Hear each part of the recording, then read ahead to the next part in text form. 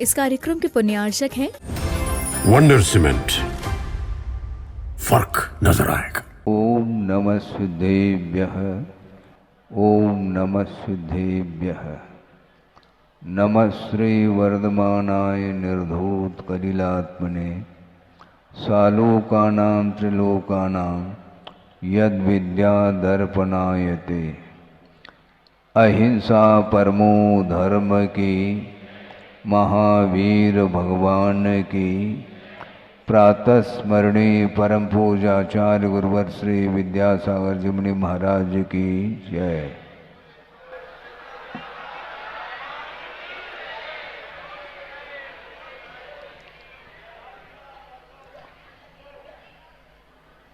जन्म की क्या महिमा है, जन्म किसका होता है, जन्म की पूर्व भूमिका क्या है, इस ओर भी ध्यान देने की आवश्यकता है। इसलिए कि प्रत्येक जीव का जन्म होता है, किंतु महोत्सव किसका हो रहा है? तीर्थंकर जो विश्व को प्रकाशित करने की क्षमता रखने वाले, जो मोक्ष मार्ग के नेता होने वाले हैं, अभी हुए नहीं, किंतु एकाध दिन का ही अंतर है। परसों उन्हें केवल ज्ञान होगा जिनका आज जन्म हुआ है। रत्नकर्ण श्रावकाचार की ओर भी ध्यान देने की आवश्यकता है। मूलाचार का विषय अलग है और श्रावकाचार का विषय अलग है। आचार्य समंतभद्र स्वामी ने रत्नकर्ण श्रावकाचार की रचना की है और गुरुदेव ने कहा था कि आचार्य ज्ञान सागर जी महाराज इस रत्नकर्ण श्रावकाचार को रत्नत्रय की स्तुति बोलते थे। 150 श्लोक प्रमाण यह ग्रंथ है, जिसमें लगभग 40-45 श्लोक के माध्यम से सम्यक दर्शन की महिमा का वर्णन है। उसके उपरांत सम्यक ज्ञान का वर्णन 4-5 श्लोक के माध्यम से किया और शेष सारे श्लोक चारित्र का वर्णन करते हैं। सोचो विचार करो, प्रासंगिक एक श्लोक आपके सामने रख रहा हूं कि भव्य जीव का विकास कैसा होता है। एक तो यह है रत्नत्रय को प्राप्त करने की योग्यता जिसके अंदर है वह भव्य माना जाता है। और सोचने की आवश्यकता इसलिए पड़ रही है कि लगभग 2500 बल्कि 2550 वर्ष पूर्ण हुए हैं महावीर भगवान को निर्वाण प्राप्त करके, और उसके अतीत की ओर दृष्टिपात करते हैं तो उनका जो अतीत जीवन है वह भी अनंत काल व्यतीत हुआ है। वह हम और आपके समान ही उनका परिभ्रमण होता रहा। उसके बाद उन्हें निर्वाण का लाभ हुआ। निर्वाण का लाभ होता तो है, किंतु साधन क्या है? साध्य उतना महत्वपूर्ण नहीं होता जितना कि साधन होता है। मोक्ष का महत्व मोक्ष मार्ग के ऊपर निर्धारित है, इसको ध्यान में रखने की आवश्यकता है। और एक भव्य जीव है जो इस पद को प्राप्त करने जा रहा है, तीर्थंकर पद को, और उसके उपरांत मोक्ष का लाभ भी उन्हें होना है।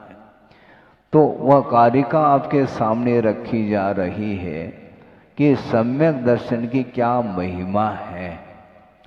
देवेंद्र चक्र महिमान ममेय मानम राजेंद्र चक्र ममनीन्द्र शिरोर्चनीयम धर्मेंद्र चक्र मधरी कृत सर्वलोकम लब्ध्वा शिवम च जन भक्ति रूपैत भव्य।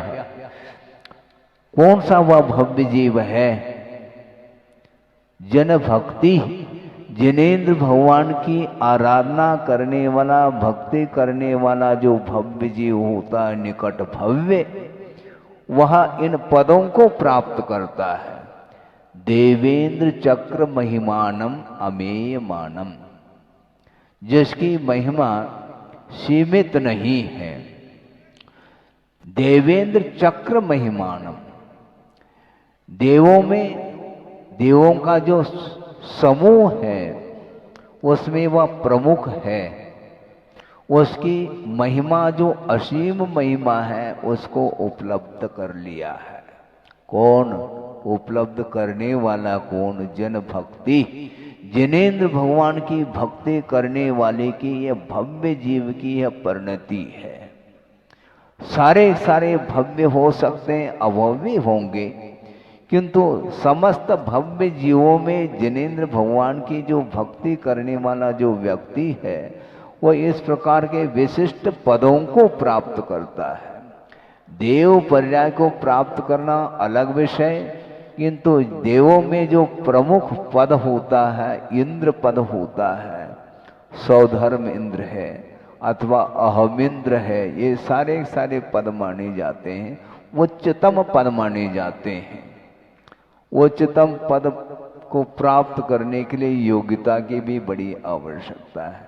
बहुत सारे देव हैं स्वर्गों में और चतुर्निकाय के भी देव हैं, और उनमें कुछ ऐसे भी देव हैं जिनकी ओर दृष्टि देखते हैं तो अतीत का उनका जो कृत्य है वह सामने आता है। कौन सा वह कृत्य है? एक किल्विशिक जाति के भी देव होते हैं। किल्विश बोलते हैं पाप, पाप के परिणाम स्वरूप उन्हें देव पर्याय तो मिली है, वह हीन पुण्य जिसको बोलते हैं, और वह किल्विश जाति का जो देव होता है जिसका प्रवेश इंद्र सभा में नहीं है। आप सुन रहे हैं? इंद्र सभा लगती है, सारे सारे देव उस सभा में प्रवेश को प्राप्त हुए हैं, किंतु वह इंद्र सभा के बाहर बैठा रहता है। ऐसा क्यों? ये पक्षपात है महाराज, ये पक्षपात नहीं, ये ध्यान रखो। जिसने पक्षपात किया है उसका परिणाम है, यह पक्षपात नहीं। उन्हें जो पर्याय मिली है, क्योंकि जैसा परिणाम करता है उस प्रकार परिणाम निकलता है, ऐसा गुरुदेव ने कहा है। परिणाम का अर्थ विचार भाव होते हैं, और एक परिणाम का अर्थ होता है रिजल्ट। तो पूर्व जीवन में जिसने जैसा कमाया है उसके अनुरूप उसको वो सारे सारे पद मिलते हैं। सोचो, विचार करो, जिनेन्द्र भगवान की भक्ति प्रत्येक भी जीव कर रहा होता है, इसके उपरांत भी ऐसे विरल ही होते हैं जो इस प्रकार के उच्चतम पद को प्राप्त करते हैं और वहां से च्युत होते हैं, तो उनका पुण्य समाप्त नहीं होता। जिनेन्द्र भगवान की भक्ति, और उसमें भी रत्नत्रय के 7 जिन्होंने जिनेन्द्र भगवान की भक्ति की है, उसका कहना ही क्या है। वहां पर जाकर के सागरूपम आयु तक उस पुण्य का उपभोग वह कर लेता है। इसके उपरांत भी पाप कर्म के बंध के लिए वह कारण नहीं बनता, जबकि राग के साथ ही पुण्य के फल को भोगा जाता है, किंतु वह अनंतानुबंधी संबंधी जो राग है वह समाप्त हो चुका है। अनंतानुबंधी कषाय के साथ जो आसक्ति होती है वह पूर्णतः समाप्त हुई है। इसलिए सम्यक दर्शन के साथ जो कुछ भी पुण्य का अर्जन हो जाता है उसका सामने फल मिल जाता है तो वह अनासक्त भाव के साथ भोग रहा है। अनासक्त भाव का अर्थ इतना भी नहीं लेना कि जैसे श्रवण की परिणति बनती है, ऐसा नहीं। राग तो है किंतु वह आसक्ति सम्यक दर्शन के विनाश के लिए कारण नहीं है। और साथ से पुण्य का फल एक दिन दो दिन नहीं, सागरोपम आयु तक उस पुण्य का उपभोग करने के उपरांत भी वह पुण्य समाप्त नहीं होता। इसको साथ से पुण्य बोलते हैं। इसलिए देवेंद्र चक्र महिमानम अमेयमानम ऐसा कहा। इंद्र की महिमा है, सारे सारे देव मुकुट लगाते हैं किंतु इंद्र का मुकुट तो एक अलग ही होता है। ये क्या है? ये पद की विशेषता है। बल्कि सिद्धांत ग्रंथों में विषय आया है कि इंद्र के समान वैभव सामान्य देवों का भी हुआ करता है। सामान्य उसको बोलते हैं, इंद्र के समान उनका वैभव रहता है। थोड़ा सा अंतर आता है। क्या अंतर? आज्ञा और ऐश्वर्य में थोड़ा सा अंतर है। बाकी सारा वैभव इंद्र के समान ही उन्हें प्राप्त होता है। किंतु आज्ञा संबंधी जो सुख है वह सुख उन्हें नहीं मिल सकता। विशेष प्रभुत्व शक्ति जिसको बोलते हैं वह ऐश्वर्य उन्हें प्राप्त नहीं हो सकता। ये सब कुछ अपने ही किए हुए परिणाम के ये सारे प्रतिफल के रूप में सामने दिखाई पड़ रहा है। इस प्रकार के देवेंद्र चक्र की महिमा को उन्होंने प्राप्त किया है और वहां से च्युत होकर के राजेंद्र चक्रम अवनीन्द्र शिरोर्चनीयम, अवनी बोलते हैं पृथ्वी, और उसका जो स्वामी होता है उसका नाम राजा है। और ऐसे 32,000 मुकुटबद्ध राजाओं के द्वारा जिनकी अर्चा की जा रही है, यानी जिनका आदर किया जा रहा है, ऐसे राजेंद्र का अर्थ चक्रवर्ती होता है। राजेंद्र चक्रम अवनीन्द्र शिरोर्चनीयम। इसके बाद क्या होता है सोच लो। चक्रवर्ती पहले इंद्र पद को भी प्राप्त कर लिया, बाद में यहाँ आकर के चक्रवर्ती पद को भी प्राप्त करता है और पुनः वह मान लो देवगति को प्राप्त करके वहां से च्युत होता है तो क्या करता है? धर्मेंद्र चक्रम, धर्मेंद्र चक्र आगे क्या है? अवनी नहीं, अधरीकृत सर्वलोकम कहा।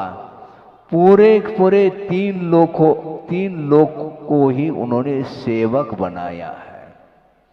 3 लोक में रहने वाले जो जीव हैं वह नतमस्तक हो जाते हैं किसके सामने? धर्मेंद्र चक्रम, यानी तीर्थंकर पद को जो प्राप्त करता है उनके चरणों में 3 लोक के जीव उनके सामने सेवक बन करके खड़े होते हैं। इतनी महिमा है। इसको प्राप्त करके फिर अंत में क्या करता है? लब्ध्वा शिवम च उपैति, शिव अर्थात मोक्ष को भी प्राप्त करता है। कौन? जन भक्ति भव्य, जिनेन्द्र भगवान के प्रति भक्ति करने वाला जो सम्यक दृष्टि भव्य जीव होता है उसकी यह परिणति बताई जा रही है। सोचो, विचार करो, हमें भी मिल जाए, हमें भी मिल जाए, गाजर मूली थोड़ी कि मिल जाए सबके लिए है? एक प्रसंग आपके सामने रख रहा हूं। किसी सज्जन ने जिज्ञासा रखी थी गुरुदेव के सामने कि महाराज तीर्थंकरों की इतनी महिमा और उनके अनुयायियों की संख्या कम क्यों? तीर्थंकर है, तीन लोक के नाथ हैं, और उनकी आराधना करने वालों की संख्या कम क्यों है? उनकी उपासना करने वालों की संख्या। तो उन्होंने ये कहा था, बहुत अच्छा उदाहरण दिया था कि दुकान कई प्रकार के होते हैं दुनिया में, किंतु कदम कदम पर जो दुकान मिलते हैं देखने को, वो कौन से मिलती हैं? उन्होंने कहा था पान की दुकान जगह जगह मिलेगी। दुकान तो है वो, उनकी संख्या अधिक है, उससे कम संख्या कपड़े की दुकान अथवा किराना दुकान आदि आदि, उससे और कम सोना चांदी, उससे और कम माणिक हीरा मोती आदि आदि। तो उसी प्रकार जिनेंद्र भगवान का जो धर्म है, उसकी उपासना करने वालों की संख्या कम इसलिए कि सम्यक दृष्टियों की संख्या मिथ्या दृष्टियों की संख्या के अपेक्षा से बहुत कम। अनंतानंत जीवों की संख्या मिथ्या दृष्टियों की है, हमेशा बनी रहती है। मिथ्या दृष्टियों की संख्या कभी समाप्त नहीं होती, और उनकी तुलना में जो सम्यक दृष्टि होते हैं वह असंख्यात होते हैं, और उनमें भी अनुवृत्तियों की संख्या देखेंगे तो और अल्प है, और उससे भी अल्प संख्या महावृत्तियों की होती है। और उसमें भी जो तीर्थंकर जैसे महान पद वाले होते हैं वह 24 है कैंडिडेट, केवल 24, बाकी सामान्य, वो विशेष हैं। और विद्यमान विदेह क्षेत्र में अभी भी 20 तीर्थंकर हैं, उपस्थित हैं, 20 से ज्यादा नहीं। 20 भिन्न भिन्न क्षेत्र में उनका विहार होता है, और वो 20 तीर्थंकर 20 जगह समोसरण की रचना देखने को मिलेगी। ये पुण्य का संचय जिन्होंने किया है वह महत्वपूर्ण है। हमें मिले मिले मिले इस प्रकार की याचना करने से, मांग करने से वह वस्तु नहीं मिलने वाली है। ये मांगने की आदत क्यों रखते हैं आप? मांगना छोड़ दो, क्योंकि गुरुदेव ने कहा था कि मांगने से विश्वास में कमी आती है। विश्वास रखो, जन धर्म के प्रति विश्वास रखो, इसी का नाम सम्यक दर्शन है। मांगते क्यों हो? हाथ फैलाना नहीं, हाथ पर हाथ रख करके बैठो। क्या हाथ पर हाथ रख करके बैठो का अर्थ प्रभु की आराधना करने के लिए इसी प्रकार बैठते हैं श्रमण लोग। उस प्रकार आप लोग भी बैठेंगे तो पुण्य नहीं चाहते हुए भी वह अर्जित होगा। मांगना नहीं, धैर्य रखो। हाँ। जिसके अंदर विश्वास है वह धैर्य के साथ अपने कर्तव्य निष्ठ होकर के वह आराधना करता रहता है, और कोई भी अपेक्षा नहीं रखता। निरपेक्ष भाव रखो। हमेशा अपेक्षा जो रखता है उसके अंदर आकुलता ही आकुलता पलती रहती है। निराकुल भाव के साथ आप धार्मिक अनुष्ठान करो, निश्चित रूप से उसका परिणाम, उसका रिजल्ट अच्छा निकलेगा। हमें कितने नंबर मिलेंगे? अरे लिखो तो कम से कम सही सही लिखो, नकल नहीं करो। है?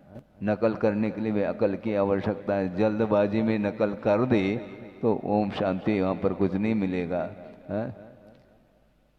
माइनस मार्किंग और है, घाटा और लगेगा। सही लिखते हैं तो कम से कम नंबर मिलेंगे, और उसमें और टिक लगा दे दूसरी जगह तो गए। जो मार्क मिलने थे उसमें से भी माइनस होता चला जाएगा। आप प्लस की बात सोचो ना, प्लस काम करो, माइनस करते हैं अपन। इसलिए आचार्य कहते हैं कि लक्ष्य बना करके जो चलता है उसकी दृष्टि अन्यत्र नहीं जाती, वो हमेशा अपने टारगेट की ओर ही दृष्टि रखता है, उसका और कोई भी गेट नहीं है। टारगेट जिसने बनाया उसका एक ही गेट है, 50 गेट नहीं, वहां पर एक ही गेट है, उसी में से प्रवेश करता है।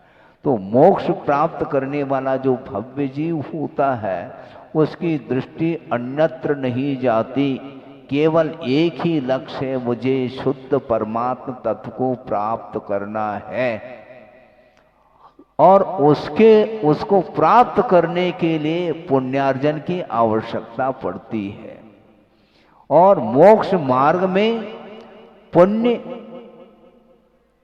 है ही नहीं, किंतु मोक्ष मार्ग में पुण्य का जो फल है वह है ऐसा कहा।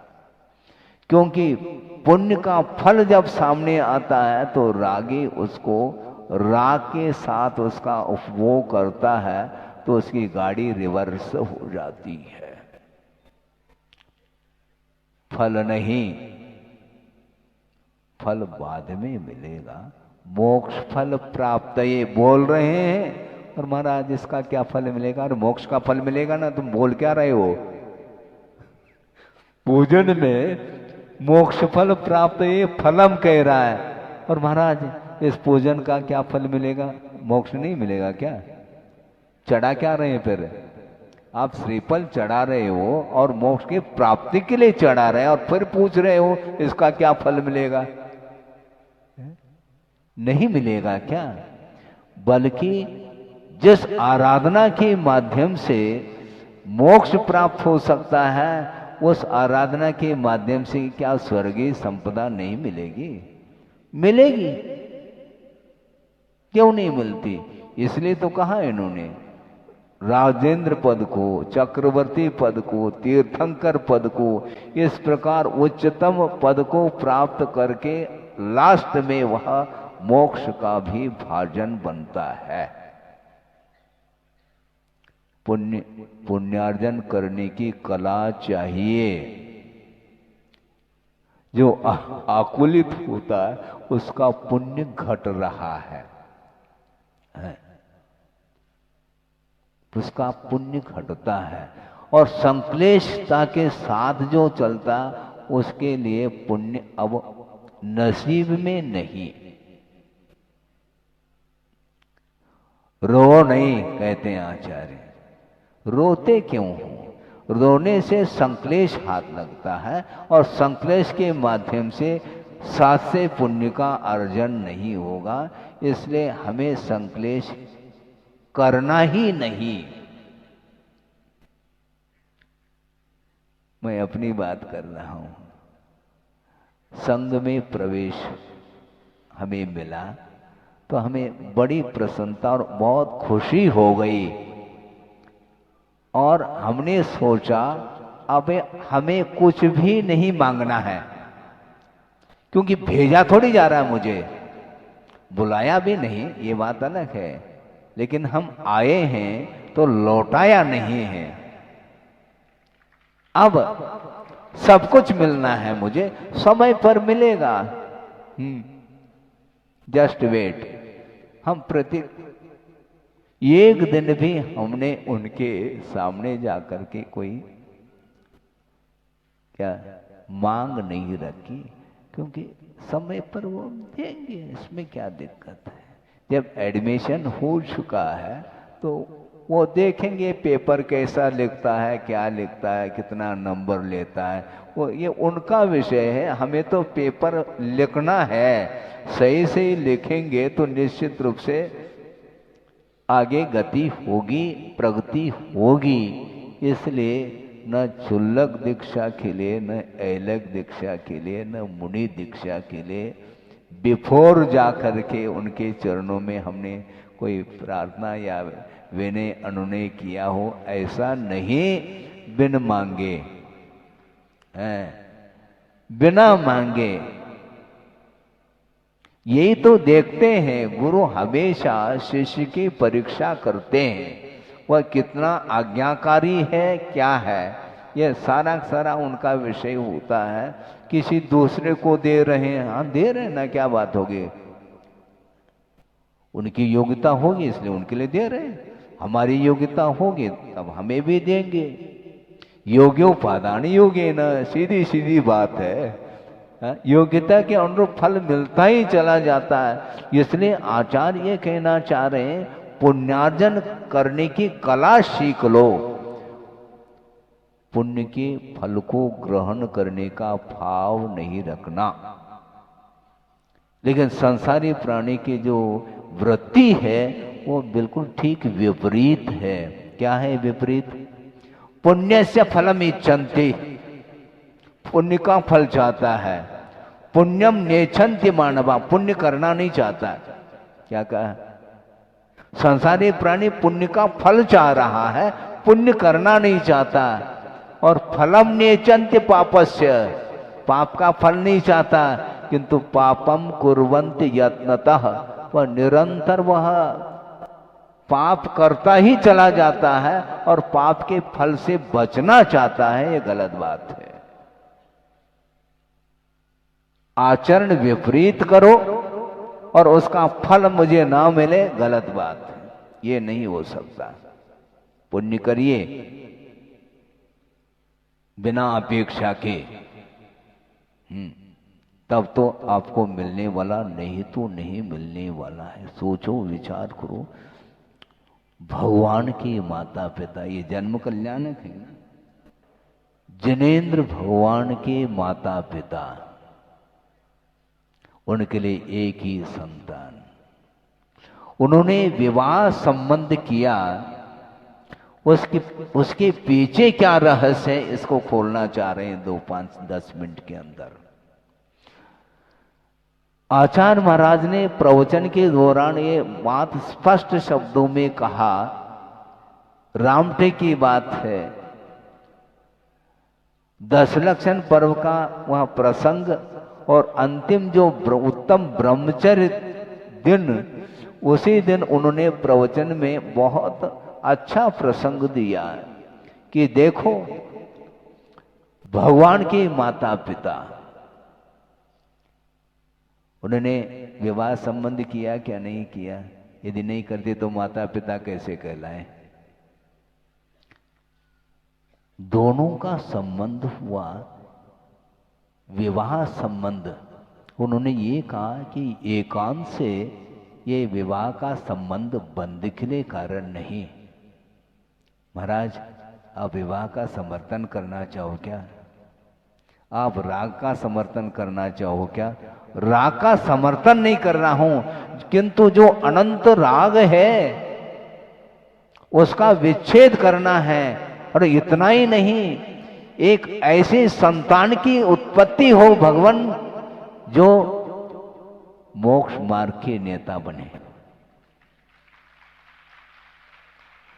धर्म की परंपरा को कायम रखने वाले तीर्थ के नायक जो होते हैं, तीर्थ के संचालन करने वाले तीर्थकर्ता बने। इस पवित्र भाव के साथ उन्होंने संबंध रखा। ये ध्यान रखो, मात्र वासना की पूर्ति के लिए नहीं। उद्देश्य क्या है? वासना की पूर्ति नहीं, किंतु धर्म की परंपरा बनी रहे और उस परंपरा को चलाने वाले एक पुत्र रत्न हमें उत्पन्न हो जाए, बस हमें कुछ नहीं चाहिए। और जिस दिन जन्म हुआ उसी दिन संयम को अंगीकार करते हैं। आज है कोई, आज ऐसा कोई है? एक पुत्र की उत्पत्ति होते ही संयम अंगीकार कर लें, बहुत कठिन बात है। वासना की पूर्ति का नाम यहां पर जन्म कल्याणक नहीं। उद्देश्य देखो, बहुत पवित्र उद्देश्य था उनका, और जो प्रतीक्षा करने की क्या आवश्यकता है? क्योंकि गर्भ में आने के 6 महीने पूर्व में ही रत्नों की वृष्टि जब हो रही है, इससे स्पष्ट है स्वप्न में वो सारे बातें समझ में आने लगी। किसको? नाभिराय को। हाँ, एक 3 लोका नाथ गर्भ में आने वाला है और उसका जन्म होगा, और जन्म होते ही सौधर्म इंद्र का जो आसन है सिंहासन कंपायमान हो जाता है। प्रत्येक व्यक्ति के जन्म में कंपायमान नहीं होता, ये ध्यान रखो। जन्म जयंती मनाना चाहते हो तो ये जन्म जयंती, ऐसे जन्म जयंती मनाओ। सोचो, विचार करो और संयम धारण कर लेते हैं। इसलिए वस्तुतः ये वासना के लिए संबंध नहीं किया जाता, किंतु वासना को समाप्त करने के उद्देश्य से ये संबंध किया जाता है। इसलिए गुरुदेव ने कहा यह एकांत से यह बंधन के लिए कारण नहीं, किंतु बंधन को सीमित करने के लिए कारण बन जाता है। जो अनंत आशा है उसको रोकना है, एक में सीमित रखना है। उसके पीछे भी उद्देश्य उनका यही था कि हमें और कोई भी वैभव की कमी थी क्या? भगवान के माता पिता के पास कोई गरीबी थी क्या? वैभव था। और 3 लोक के नाथ तीर्थंकर का जन्म हुआ। इस खुशी में असंयम को भूल गए और संयम धारण कर ली। असंयम का आकर्षण समाप्त। वैभव होने के उपरांत भी उसके प्रति आकर्षण नहीं, क्योंकि राग आग दहे सदा ताते समामृत शेये, चिर भजे विषय कषाय अब तो त्याग निज पद पिए। ये कहा है। ये राग के लिए नहीं, राग से ऊपर उठने के लिए और दूसरे को उठाने के लिए इसका आलम्बन लिया गया था, ऐसा गुरुदेव ने कहा था। इसलिए आज जन्म कल्याणक आप मना रहे हैं। जन्म हो गया है, किसका? भगवान का नहीं, एक महान आत्मा का जन्म हुआ है जिसका नाम वृषभ कुमार रखा गया है। अब कुमार का सागर होकर के फिर नाथ बनेंगे 2 दिन के अंतराल में। बिल्कुल सोचो, विचार करो। और हम और आप अनंत काल से घूमते आए हैं, परिभ्रमण करते आए हैं। वह किसका परिणाम है? परिभ्रमण ये केवल पाप का ही परिणाम है। इसलिए पाप कृत्य को छोड़ करके पुण्यार्जन करने के लिए तत्पर हो जाना चाहिए, क्योंकि पुण्य जो है आत्मा को पवित्र बनाती है। ऐसा आत्मगत परिणाम है, निर्मल परिणाम, जिसके माध्यम से आत्मा पवित्र होती होती होती कहाँ पर पहुंच जाती है? मोक्ष महल में प्रवेश हो जाता है। अब कहाँ पर प्रवेश करेंगे? महाराज प्रवचन समाप्त होते हैं अपने अपने भवन है। वो मोक्ष माल नहीं है, ध्यान रखो। उस माल को छोड़ना पड़ेगा, चाहे वह सौधर्मिंद्र हो चाहे और कोई भी हो। इस भवन में रहते रहते अनंत काल व्यतीत हुआ है। इसलिए संसार से ऊपर उठने के लिए आशा के ऊपर नियंत्रण रखेंगे तो निश्चित रूप से जन्म लेने की सार्थकता सिद्ध हो सकती है। इस प्रकार यह प्रसंग आपके सामने रखा, और मध्याह्न में जो भी विषय सामने आएगा वो तो मध्याह्न में देखेंगे। इतना ही पर्याप्त है। अहिंसा परमो धर्म की जय। शेरडाला का स्वाध्याय शायद आप लोग प्रतिदिन करते होंगे। उसमें एक प्रसंग जो आपके सामने रख रहा हूँ कि पुण्य पाप फलमाय हरक विल को मत भाई, यह पुद्गल पर जाए उपज बिन से थिर नाही।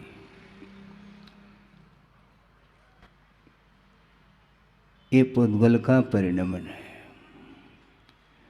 पुण्य और पाप ये पुद्गल की ही पर्याय है, और इसमें संसारी प्राणी हर्ष और विषाद का अनुभव करता है। ये धूप और छाव की भांति पल पल में परिवर्तन संसार में देखने को मिलता है। और जिस समय पुण्य का जोर मारता है उस समय वह फूला नहीं समाता है, किंतु अगले ही पल में जब पाप का उदय सामने आता है उस समय वह विषाद का अनुभव करता है, उदास पाता है अपने आप को। आचार्य कहते हैं उदास मत हो जाओ, भगवान के दास बनो। उदास क्यों होते हो? दास बनना सीखो। जो व्यक्ति भगवान का भक्त बनेगा वह कभी उदास का अनुभव नहीं कर सकता। यह विश्वास का विषय है। यह पौद्गलिक परिणमन कर्म का उदय समय समय पर परिवर्तन को लेकर के आता है और वह सारा सारा फल अपने ही द्वारा किया हुआ वह कृत्य का परिणाम है। रिजल्ट सामने आता है तो इतिहास भी सामने आता है। इतिहास के बिना वह परिणाम आता नहीं है। न जाने अतीत भाव में कितनी बार इस संसारी प्राणी ने भिन्न भिन्न प्रसंगों पर भिन्न भिन्न परिणाम किए हैं और उसका फल पाने के लिए उसे विभिन्न गतियों में जाना पड़ता है। जाना कोई नहीं जाता चाहता, किंतु जाना तो पड़ेगा, क्योंकि कृत्य किया है तो फल तो भोगना ही पड़ता है। कर्म कोई अन्य व्यक्ति करे और उसका फल कोई दूसरा पाए, ऐसा होता नहीं है। इसलिए करते समय होश हवास के साथ कार्य करना चाहिए। चर्चा चल रही थी अज्ञात भाव को लेकर के, उसको आपके सामने रखना चाहता हूँ। आमतौर से अज्ञात का अर्थ ये जानने में आता है कि मुझे ज्ञात नहीं जिसका नाम अज्ञात, जबकि यह लक्षण अज्ञात का नहीं है। आगमकारों ने अज्ञात का जो स्वरूप बताया वह विचित्र स्वरूप सामने आता है। अज्ञात का अर्थ मुझे ज्ञात ने ऐसा अर्थ नहीं, किंतु उन्मत्तता के कारण, प्रमाद के कारण, बिना सोच विचार किए जो प्रवृत्ति की जाती है उसका नाम अज्ञात कहा है। संसारी प्राणी विषयों में जब डूबता है उस समय उसको होश हवास नहीं रहता, इसको बोलते हैं अज्ञात। जब राग सामने दिखाई पड़ता है तो वह झूम जाता है, जबकि वीतरागी प्रतिमा के सामने उसको झूमना चाहिए। वीतराग मुद्रा का जब दर्शन करता है, जो आस्थावान व्यक्ति होता है उसका मन वहाँ से हटता नहीं। और आप लोग बोलते हैं भक्तामर में भी क्या पढ़ते हैं? दृष्ट्वा भवंत मणिमेश विलोकनीयम नान्यत्र तोष मुपयात जनस्य चक्षु। आगे तो ये उदाहरण दिया है, वो बाद की बात है। अनिमेषम भवंतम दृष्ट्वा, हे भगवान आप अपलक देखने योग्य हैं और आपको देख करके अब मेरी आंखें अन्य वस्तुओं में संतोष का अनुभव नहीं करती। एक कहना है, किंतु प्रैक्टिकली लाइफ में देखेंगे तो बहुत कठिनाई महसूस होती है। साक्षात प्रभु का दर्शन करने की उपरांत भी क्षायिक सम्यक दृष्टि चक्री वह घर लौट रहा है। भगवान ने भेजा था उनको, बोलो। भगवान न किसी को भेजते हैं न बुलाते हैं, किंतु भगवान के प्रति जिसकी आस्था होती है वह दूर भी क्यों न हो वह आ जाता है। और सभा में भी काफ़ी दूर दूर से आए हैं, उनके लिए भी हमारा संकेत यही है। कोई बॉम्बे से, कोई दिल्ली से, कोई आगरा से, अन्य महानगरियों से आए हैं। निमंत्रण किसने दिया? भगवान ने दिया क्या? न भगवान दे सकते हैं, न भगवान के अनुयायी श्रवण दे सकता है। इसके उपरांत भी जिसकी रुचि धर्म के प्रति होती है, वह कितने ही वह दूर क्यों न हो, वह पुरुषार्थ करके एक बार धर्म श्रवण करने का अथवा दर्शन करने का भाव उसके अंदर आता है। तो मैं ये कह रहा हूँ, कौन भेज रहा है चक्री को? दृष्ट्वा भवंतम अन्वेषणीयम, अन्वेष देखने योग्य प्रभु का दर्शन करने के बाद भी वह घर का आकर्षण क्यों नहीं छूट रहा है? बहुत बड़ा प्रश्न है ये। लगता ऐसा है कि प्रभु से भी कोई प्रभावक वस्तु है जिसके पास वह लौट करके जा रहा है। ये विडंबना है। इसी को बोलते मोह कर्म का जबरदस्त प्रभाव रहता है। जब तक प्रभु के चरणों में रहता तब तक वह पूजन अर्चन का भाव रखता है। उसके बाद फिर कहाँ जाना? जहाँ से आए वहीं जाना, वो तो क्लियर है। रिटर्न टिकट भी साथ में ही रहता है। हाँ, रिजर्व रहता है वह टिकट, क्योंकि ये आखिर उसकी भूमिका क्या है? अपनी भूमिका के अनुरूप जो कर रहा है बहुत ओवर कर रहा है, मैं मानता हूँ। क्योंकि चारों ओर यह जो राग का जो दृश्य देखने में आ रहा है, उसको गौण करके प्रभु के चरणों में आना, ये बहुत बड़ा शुभ लक्षण माना जाता है। तो इसलिए हरक विलखो मत भाई, ऐसा कह रहे हैं। किसमें हर्ष और विषाद का अनुभव करता? पुण्य और पाप के फल में। पुण्य करता है तो समय पर उसका उदय आता है, वही फल माना जाता है, और उस फल को देख करके वह हर्षित हो जाता है और उसके फल को भोगने का भाव रखता है। जिस समय पुण्य के फल को भोगने का भाव रखता है, वह बिना राग के भोगा नहीं जा सकता, और राग के साथ वह भोगता है, उसी समय पुनः वह पाप का अर्जन करता है। हाँ, पुण्य मोक्ष मार्ग में बाधक नहीं, किंतु जो पुण्य का फल है उसको चाव से जो भोग रहा है, उसके माध्यम से पाप का अर्जन होता है, तो निश्चित रूप से उसकी गाड़ी रिवर्स हो जाती है। सोचो, विचार करो, गाड़ी रिवर्स कौन ले जा रहा है? वो स्वयं। गाड़ी उसकी स्वयं की है, स्वयं ड्राइविंग कर रहा है, और वह रिवर्स भी वही ले जाता है। आज्ञा किसकी है रिवर्स लेने के लिए?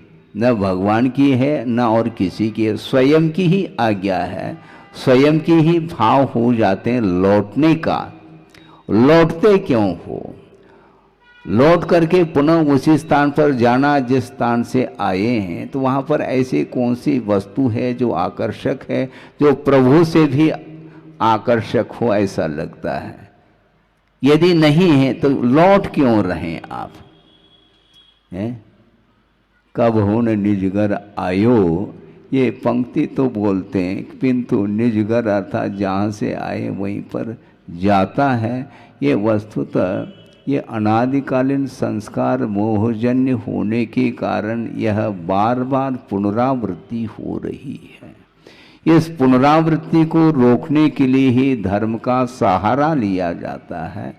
मात्र धन का जो सहारा लेता है वह धर्म से दूर हो जाता है, किंतु धन के सहारा लेते हुए भी यदि धर्म को प्रमुख मानता है तो वह धार्मिक क्षेत्र में भी उस वित्त का सदुपयोग करता है, जैसा आपके सामने एक सज्जन ने किया। हाँ,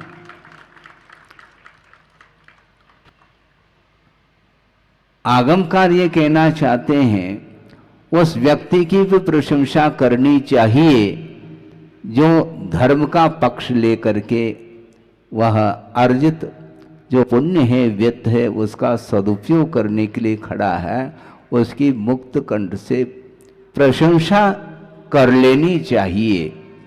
इसलिए कर लेनी चाहिए क्योंकि उसके माध्यम से धर्म की साधना हो रही है। एक व्यक्ति के माध्यम से यदि हजारों व्यक्ति धर्म साधना कर रहे हैं, वह सारा का श्रेय किसको जाएगा? जो पुण्यार्जक होता है उसको जाता है, क्योंकि उदारता के साथ, क्योंकि उस वित्त का जो अर्जन किया था वह भी पुण्य के माध्यम से ही वह अर्जित हुआ है, वह वित्त, किंतु साथ से पुण्य का उदय होता है, तब कहीं जा करके उसका सदुपयोग करने का भी भाव जागृत होता है। दुनिया में अरबपति खरबपति बहुत सारे होंगे, किंतु वो सारा वित्त का जो अर्जन उन्होंने किया है वह किसके लिए किया है? धार्मिक क्षेत्र में उसका उपयोग होता है तो पुनः वह पुण्य और बढ़ता चला जाता है। इसलिए पुण्य मोक्ष मार्ग में बाधक नहीं, किंतु पुण्य का जो फल है वह बाधक सिद्ध होता है। इसलिए समय रहते उसका सदुपयोग यदि करेंगे और निरंतर साथ से पुण्य का अर्जन वह करता ही चला जाता है। हाँ, चक्रवर्ती ने कोई दुकान नहीं खोली है, कोई फैक्ट्री नहीं खोली, सुन रहे हैं आप? चक्रवर्ती ने ऐसी कोई मिल और फैक्ट्री नहीं खोली, किंतु अतीत जीवन में जो उन्होंने पुण्य का अर्जन किया है वह साथ से पुण्य का अर्जन त्याग के साथ किया है। ये ध्यान रखो, रत्नत्रय की आराधना के फलस्वरूप ही वह चक्रवर्तित्व पद भी मिलता है। हाँ, रत्नत्रय की आराधना करने वाला छाव में नहीं बैठता, वह धूप में बैठता है, क्योंकि उसकी दृष्टि में धूप और छाव दोनों समान हैं। भवने वने वा, चाहे भवन हो चाहे वन हो, उन सबके प्रति साम्य भाव रख करके वह उत्तम त्याग का ये परिणाम है। जो बड़े बड़े पद मिल जाते हैं, पुरुषार्थ के द्वारा फल नहीं मिलता। रत्नत्रय मोक्ष पुरुषार्थ जो करता है उसके लिए जिस पुरुषार्थ के माध्यम से मुक्ति मिलने वाली है, उस पुरुषार्थ के माध्यम से यदि मान लो स्वर्ग मिल जाए, कोई खास बात थोड़ी है। गुरुदेव का कहना है, मान लो किसी को दिल्ली जाना है और बीच में यदि आगरा मिल जाए तो मिलना ही है।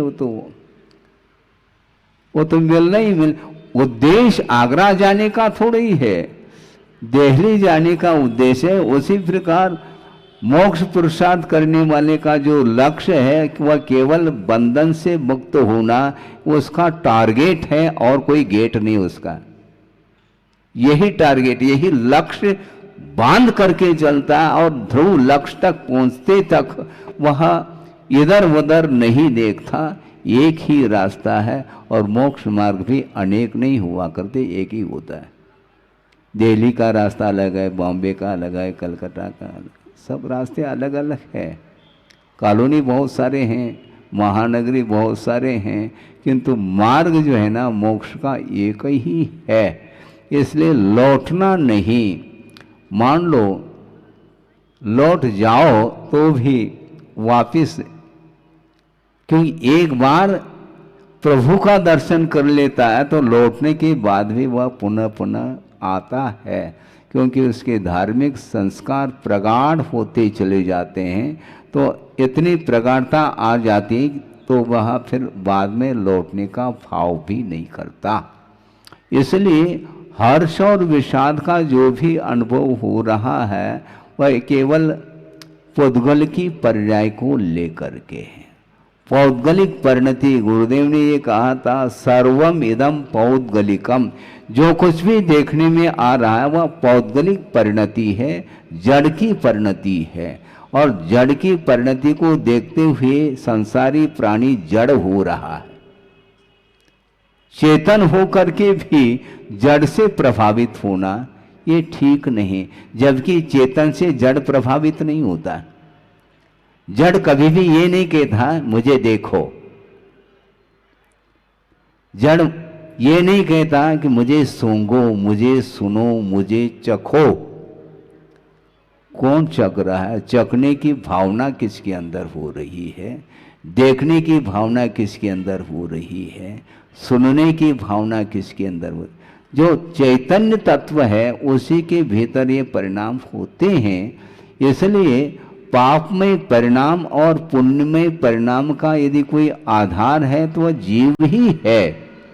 इसलिए अपने को बहुत सावधानी के साथ चलना है। और जगत में आप रहते हैं किंतु जगत रहो कह रहे हैं। जहां आप रहना चाहते हैं उसके लिए वह सहयोग दे रहा है।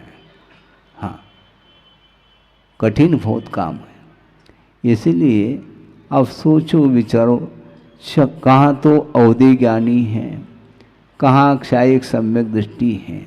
उसी भोग से मुक्त होने वाला वह चक्री अभी भी वह घर जो लौट रहा है, उस लौटाने में कारण उसके स्वयं के ही मोहजन्य परिणाम है, दूसरे का इसमें कोई हाथ नहीं है। कोई व्यक्ति कह सकता है कि महाराज हमारी कोई इच्छा नहीं थी और घर वालों ने जबरदस्ती कर ली, काय के लिए? शादी के लिए। वो जबरदस्ती कैसे कर सकते हैं आपके लिए? स्वयं की इच्छा यदि नहीं है तो भगवान भी बाध्य नहीं कर सकेंगे, आपको ये ध्यान रखो। स्वयं की इच्छा के ऊपर ही वह संसार चल रहा है। संसार का निर्माता कोई दूसरा नहीं और कोई ईश्वर विशेष व्यक्तित्व को लेकर के हो जिसने इस सृष्टि की रचना की है। इस प्रकार की परिकल्पना हो सकती है दुनिया में, किंतु इस संसार का निर्माण प्रत्येक जीव अपने निर्माण का कर्ता स्वयं है। स्वयं जाल में जा रहा है और दूसरे को कहता है ये फंसा रहे हैं हमें। अच्छा, ये काय को फंसाते हैं? नहीं फंसा सकते। स्वयं की यदि इच्छा नहीं, दूसरा बाध्य नहीं कर सकता। स्वयं की यदि मान लो 1% भी इच्छा है, वह जाल में आ जाएगा। हाँ। आप कितने भी डेकोरेट कर लो, उसकी इच्छा नहीं मान लो तो सामने से निकल जाता है, उस दुकान की ओर देखता नहीं है। अभी शहर में ही चातुर्मास हो रहा था लाडगंज में, और जब मंदिर की ओर चले जाते हैं तो वहाँ पर दोनों ओर खोवा मंडी है। लेकिन सारे के सारे खोवा खरीद रहे हैं ऐसा थोड़ी, जिसको खरीदना है वह खरीदता है, बाकी चले जा रहे हैं। सब्जी मंडी में चले जाओ, कहीं भी मंडी, किसी भी मंडी में चले जाओ, वह 10 रुपये किलो, 100 रुपये किलो वह चिल्ला रहा है, किंतु आपको कोई फर्क नहीं पड़ना, क्योंकि आपको लेना थोड़ी है। तो जिसको लेना है वहाँ पर रुक जाता है, जिसको नहीं लेना है तो वह देखता तक नहीं है, क्योंकि उसका लक्ष्य अलग है। उसी प्रकार लक्ष्य के ऊपर ये सारा सारा निर्धारित है। आपका क्या लक्ष्य है कोई पूछेंगे तो आप क्या बताएंगे? बोलो। हाँ, वो कह रहे हैं, वो बोल भी नहीं पा रहे हैं, यूँ कह रहे हैं वो। मतलब ये इसी को बोलते हैं द्रव्य संग्रह। ये ग्रंथ का नाम है द्रव्य संग्रह, और एक द्रव्य का अर्थ धन होता है। तो आप द्रव्य संग्रह कर रहे हैं, इसका अर्थ आप स्वाध्याय नहीं कर रहे हैं, किंतु वित्त का संग्रह चल रहा है, और ये संग्रह ठीक नहीं है। और पशु गति में, तिर्यंच गति में संग्रह वृत्ति नहीं रहती है। पेट भर गया पर्याप्त, पेटी भरने का भाव उसके अंदर नहीं आता। किसके अंदर आता है? दुकान को कौन खोल रहा है? उसका ना कोई दुकान है, ना मकान है, जमीन है, जायदाद कुछ भी नहीं है। पुण्य के उदय में यदि मान लो घास फूस मिल जाता है, फल आदि मिल जाते हैं, वो पक्षी पशु आदि खा लेते हैं, बस हो गए। नहीं मिलता है तो भगवान भरोसे पर उसका जीवन चलता है। बहुत विचित्र दशा है। मनुष्य के लिए सब कुछ प्रबंध है और प्रबंधकारिणी कमेटी भी उसी की है। पशु में कोई प्रबंधकारिणी कमेटी हमने नहीं सुनी। आपने सुनी है क्या? है ही नहीं कोई कमेटी उसकी। और प्रबंध इसको चाहिए मानव के लिए। इसके बाद भी वह कमी महसूस करता है और आवश्यकताएं उसकी बढ़ती चली जाती है। जबकि पशुओं के लिए न पशु के लिए कोर्ट कचहरी है, न पशु के लिए कोई बैंक है, पशु के लिए न कोई स्कूल कॉलेज है, कोई यूनिवर्सिटी, कोई सिटी नहीं। न वह सिटी में रहते हैं न यूनिवर्सिटी में, वह जंगल में ही विचरण करते रहते हैं। और उसमें जो साधना करना चाहता है, कल्याण करना चाहता है, इस भाव को लेकर के कोई आता है तो उनके लिए भी उन्होंने मार्ग प्रशस्त किया है। अब मुझे मार्ग प्रशस्त करने की कोई आवश्यकता नहीं है। प्रशस्त करके गए हैं, उसको प्रशस्त रखना चाहिए हमें। हमारे परिणामों के माध्यम से वह मार्ग अप्रशस्त ना हो, इस प्रकार सावधानी के साथ हमें मार्ग पर चलना है। और जो चलना चाहता है उसके लिए मार्ग के आगम के अनुरूप ही उसको संबोधित करने की आज्ञा है। हाँ, ऑनलाइन नहीं, बाईपास नहीं, बाईपास में तो बाईपास होता है। हाँ, राजमार्ग बिल्कुल इधर उधर पगडंडी नहीं, राजमार्ग एक ही मार्ग है, मोक्ष मार्ग, उस पर चलना है। और जो भीतर से चलता है तो उसके लिए अब ज़्यादा देरी नहीं, बहुत अत्यल्प काल में अपने लक्ष्य को वह पूर्ण कर सकता है। आपका समय हो गया है, लगभग आध घंटा 40 मिनट हो गया। ठीक है ना? अब है क्या? और तो कहेंगे महाराज आप बंद मत करो। अरे बंद करना बंद करो तो अपने आप उपदेश की आवश्यकता नहीं पड़ेगी। 15 मिनट भी 10 मिनट भी यदि मान लो आगम के अनुरूप आप स्वाध्याय आदि करते हैं तो उसका फल तो सामने आता है। ज़्यादा और कम से कोई मतलब नहीं। हम इन दिनों में चर्चा का विषय बनाते हैं, किसी के पास सम्यक दर्शन है तो उसके पास सम्यक ज्ञान भी है। फिर तनाव नहीं आना चाहिए, इनके पास ज़्यादा है हमारे पास कम है। कम ज़्यादा से कोई प्रयोजन नहीं, समीचीन ज्ञान होना चाहिए। सम्यक ज्ञान यदि आपके पास है, निश्चित रूप से टिकट कट गया है। सम्यक दर्शन टिकट का काम करता है, लेकिन उसको सुरक्षित में रखना है, नहीं तो कभी भी सम्यक दर्शन छूट सकता है। इसलिए आपने समर्पण भाव के साथ सम्यक दर्शन को उपलब्ध किया है और वह मोक्ष मार्ग की प्रथम सीढ़ी है। अभी बहुत सारी सीढ़ी चढ़ना है, इसलिए वो सम्यक दर्शन के आधार से ही हम संसार का अंत कर सकते हैं। सबका संसार अंत को प्राप्त हो, इस पवित्र भावना के साथ अहिंसा परमो धर्म की जय। इस कार्यक्रम के पुण्यार्चक थे वंडर सीमेंट। फर्क नजर आएगा।